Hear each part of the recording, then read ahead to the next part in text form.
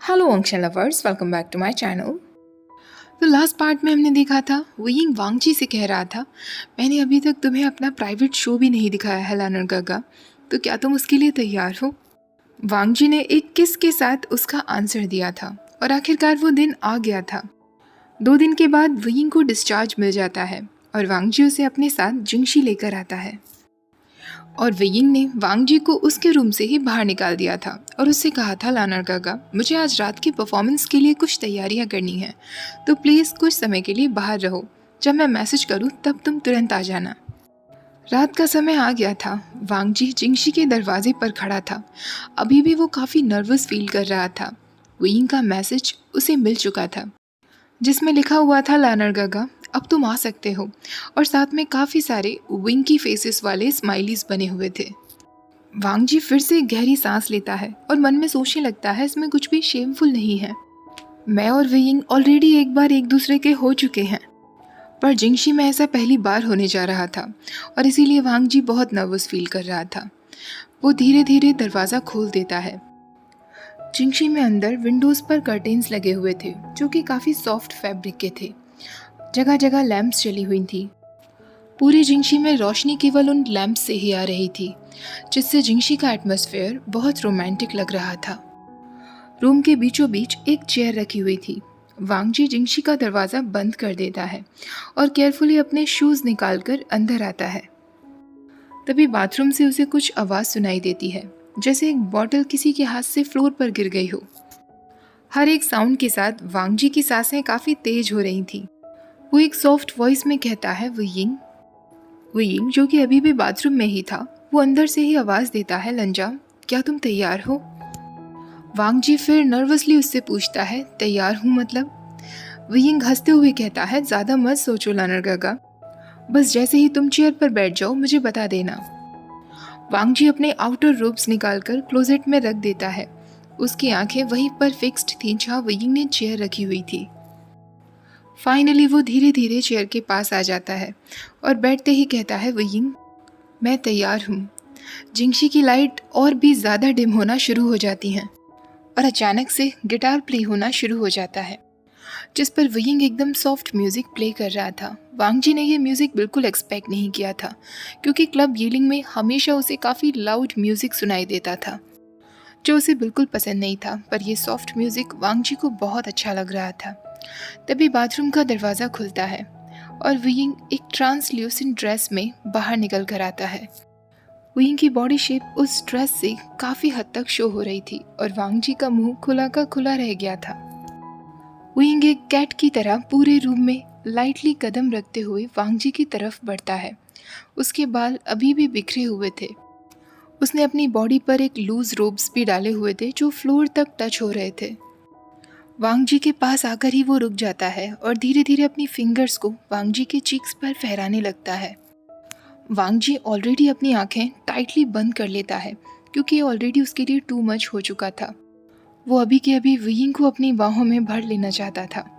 वो जैसे ही अपना हाथ वुयिंग की तरफ बढ़ाता है, वुयिंग उससे कहता है, ये रूल्स है लंजा, मैं तुम्हें टच कर सकता हूँ पर तुम मुझे टच नहीं कर सकते, समझ गए ना।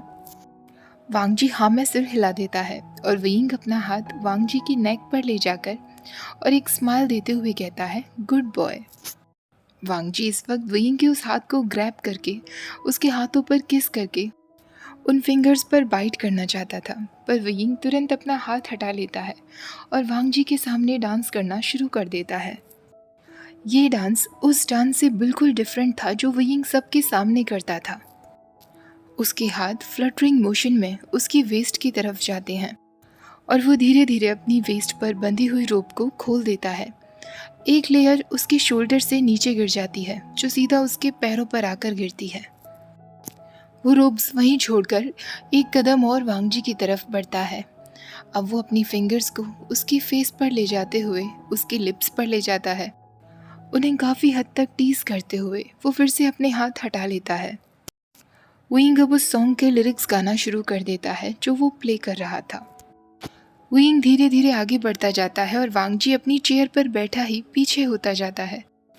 वुयिंग अब उसके इतना नज़दीक आ गया था कि उसकी नेक वांगजी को क्लियरली प्रेजेंट हो गई थी वांग जी फिर से अपना हाथ वुयिंग के नेक पर ले जाने के लिए आगे बढ़ाता है, पर वुयिंग उसका हाथ पकड़ लेता है और उसके फिंगर पर बाइट करते हुए कहता है, नो टचिंग अर्गगा, याद है ना, सिर्फ मैं टच कर सकता हूँ, ये परफॉर्मेंस का रूल है।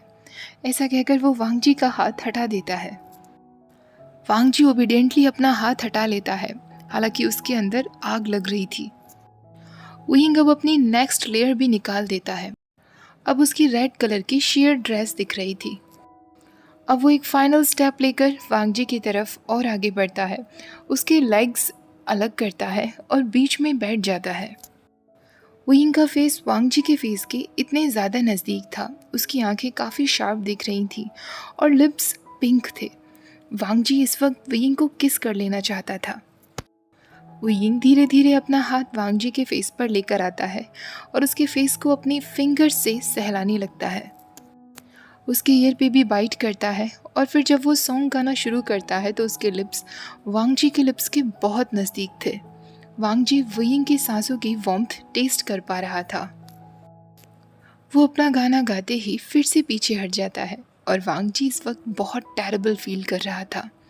वांग जी एक गहरी आवाज़ में कहता है, वुयिंग। वुयिंग उसका जवाब नहीं देता, बल्कि गाने की नेक्स्ट लाइन गाना शुरू कर देता है। वांग जी बस उसे देखता ही जा रहा था। उसका सेल्फ कंट्रोल धीरे धीरे उससे छूट रहा था। वुयिंग जब फिर से उसके पास आता है, उसकी वार्म बॉडी वांग जी को अब अपने ऊपर फील हो रही थी। वुयिंग अब वांग जी के दोनों हाथों को अपनी वेस्ट पर लेकर आता है और उसके कान में कहता है, बी जेंटल अर्गगा। और अचानक सॉन्ग ख़त्म हो जाता है। वुयिंग की बॉडी फ्रीज हो जाती है क्योंकि उन दोनों की नोज़ एक दूसरे से टच हो रही थी।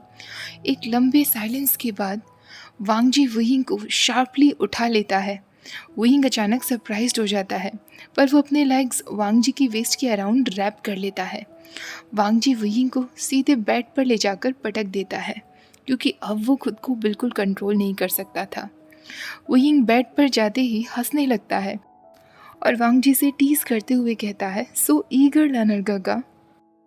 वांग जी उसके पास आता है और उसके शोल्डर से वो रेड कलर का शेयर कपड़ा भी हटा देता है, बल्कि वो शार्पली उसे खींच देता है जिससे वो फट जाता है। वो अब बस वुयिंग को देखना चाहता था। वुयिंग ने जो अंडरगारमेंट्स पहने हुए थे वो ब्लू कलर के थे, जिन्हें देखने के बाद वांग जी और भी ज़्यादा स्पीचलेस रह जाता है। वुयिंग फिर से हंसते हुए कहता है, मुझे अपने कलर्स में देखकर कैसा लगा लर्नर काका।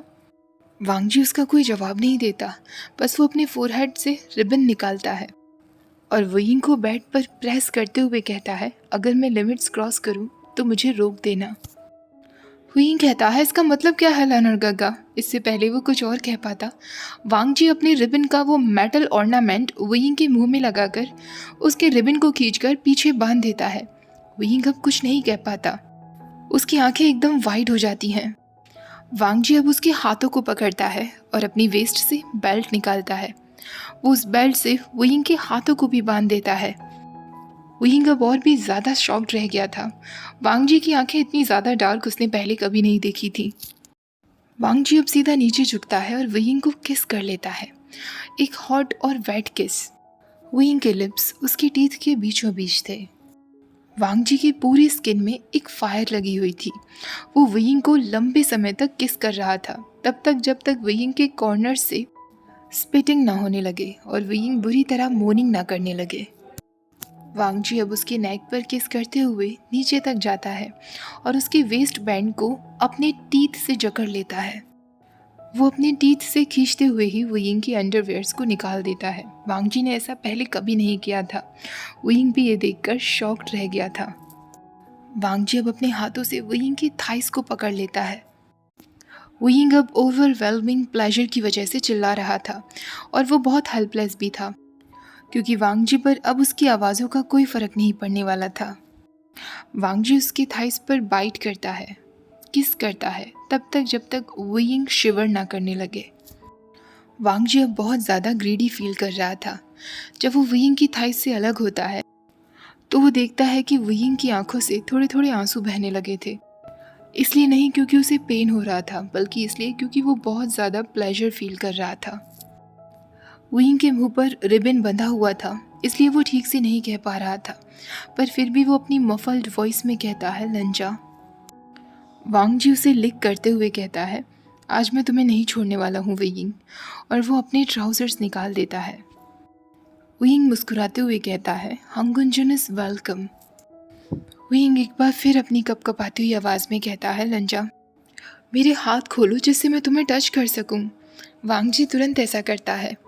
वेयिंग के हाथ जैसे ही फ्री हो जाते हैं वो वांग जी को अपनी तरफ खींच लेता है और एक अनहरिड किस उसे करता है। वेयिंग की स्किन में वांग जी अब खुद को स्मेल कर सकता था। वेयिंग उसके कान में कहता है, हंगुंजन तुम्हें सच में आता है कि मुझे सेटिस्फाई कैसे करना है। वेयिंग की एम्बैरेसिंग लाइन पर वांग जी अपना फेस वेयिंग के शोल्डर्स में कवर कर लेता है। वेयिंग फिर उसे टीज करते हुए कहता है, क्या लर्नर गगा को शाय फील हो रहा है। वांग जी को शाय फील हो रहा था, पर ये वो बहुत दिनों से करना चाहता था। वो वेयिंग के हर एक बॉडी पार्ट को अपने नाम से मार्क कर देना चाहता था, जितनी ज़्यादा डर्टी वे में हो सके उतना ज़्यादा डर्टी तरीके से, जिससे कोई कभी भी वेयिंग की तरफ ना देख सके और सबको पता चल जाए कि वेयिंग सिर्फ और सिर्फ वांग जी का है। वेयिंग वांग जी के रेड फेस को देखकर मुस्कुराते हुए कहता है, अपनी तरफ तो देखो ज़रा, कितने लाल पड़ गए हो। ऐसा कहकर वो उसके चीक्स को पिंच कर देता है। वेयिंग अब उससे कहता है, अब मैं और इंतज़ार नहीं कर सकता। तुम अपने रूम में ल्यूब कहाँ रखते हो? क्या यहाँ पर रखते हो? ऐसा कहकर वो बेड के पास ही रखा हुआ ड्रॉर खोल देता है, इससे पहले कि वांग जी उसे रोक पाता। वो जैसे ही ड्रॉर खोलता है उसमें वो छोटे छोटे लिटिल पेपर्स बने हुए थे जो वेयिंग ने ही उसके लिए ड्रॉ किए थे और वो क्लास में उसे दिया करता था। वांग जी उससे कहता है, मैं यहाँ नहीं रखता, मैं लेकर आता हूँ। पर वेयिंग उसे उठकर नहीं जाने देता और उसे एक बार फिर एक फियर्स किस करते हुए कहता है, मैंने अपना माइंड चेंज कर दिया है, मुझे ल्यूब नहीं चाहिए। I like you so much लंजा, please मुझे किस करते रहो, मुझे ये पेन फील करना है। उसके बाद वेयिंग सीधा उन दोनों के ऊपर चादर ढक लेता है और लाइट्स ऑफ हो जाती हैं। कुछ टाइम बाद जब वांग जी फाइनली उससे अलग होता है, वेयिंग ठंड की वजह से कपकपा रहा था, पर फिर भी उसकी पूरी बॉडी पर स्वेट था। वांग जी तुरंत उठकर बाथरूम में जाता है। पहले वो खुद को क्लीन करता है, फिर वो एक टाल लाकर वेयिंग की बॉडी को क्लीन करता है। वांग जी अब वेयिंग से कहता है, मैं तुम्हारे लिए पानी लेकर आता हूँ। वांग जी जब वापस आता है तो वो सारे पेपर मैन जो वेयिंग ने उसके लिए ड्रॉ किए थे वो रूम में उड़ रहे थे। वांग जी के वापस आने के बाद कोई पेपर मैन उसके लेग्स पर, कोई उसके चीक्स पर, तो कोई उसकी बॉडी पर क्लाइंब करने लगता है, बिल्कुल फेदर लाइट टचेस करते हुए। वांग जी उससे कहता है, वेयिंग। वहीं दूसरी तरफ नेकेड वेयिंग बीच में खड़ा ये सब देखकर मुस्कुरा रहा था। ओके गाइस, तो इसी चैप्टर के साथ हमारा ये फ़ैन फिक्शन ख़त्म हो जाता है। आई होप आप लोगों को ये क्यूट सा फ़ैन फिक्शन पसंद आया होगा। आज का वीडियो अच्छा लगा है तो प्लीज़ वीडियो को लाइक, शेयर, चैनल को सब्सक्राइब करना मत भूलिएगा। Thank you for watching, bye bye.